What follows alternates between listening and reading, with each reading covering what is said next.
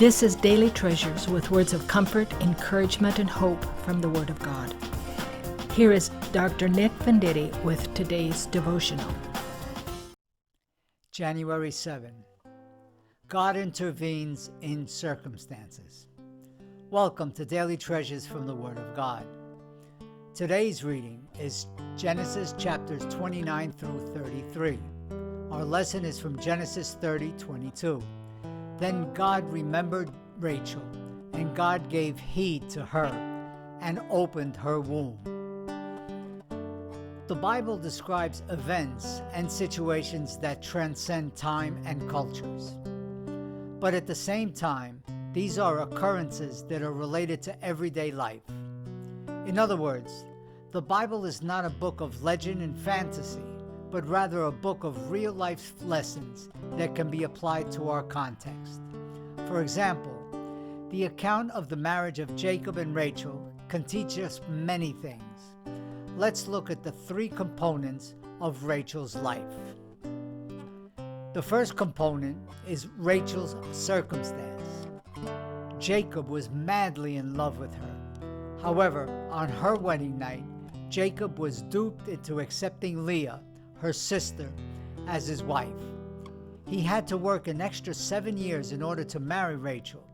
Later on in the text, we learn of Rachel's headache and heartache in not being able to give Jacob a son. The following component is Rachel's distress. Because of her childlessness, she became jealous of Leah because her sister was able to have children. Just imagine the comments that were made about Rachel by family members, friends, and neighbors. Things became more challenging for Rachel as her sister bore more children. Rachel grew despondent, for she found herself in a position of shame in her culture. The third component is Rachel's recompense. In spite of her circumstances and distress, this verse shows that she received her request. God remembered and listened to her. The response was that she was now able to have children. The first child that she bore was Joseph. He would later be used mightily of the Lord in saving Jacob's entire family during a time of great famine. Little did she know the great blessing that her firstborn was going to be in the hands of the Lord. Her patience and endurance in waiting on God should be a great lesson to us all. In summary, we have seen Rachel's circumstance, we have seen Rachel's distress, and we have seen Rachel's recompense. The overarching message is that the sovereign God of the Bible acts in the lives of those who call on Him. Yes, Rachel's situation was desperate, but she knew who could respond to it.